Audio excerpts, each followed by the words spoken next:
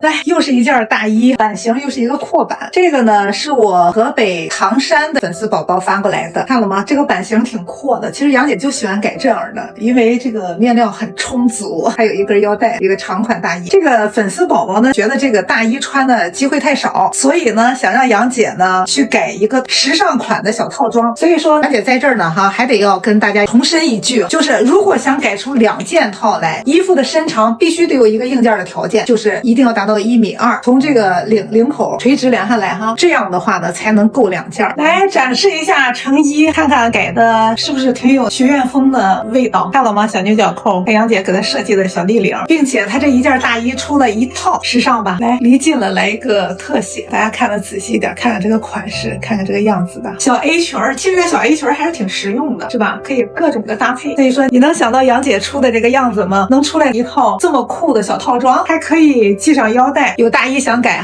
抓紧找杨姐。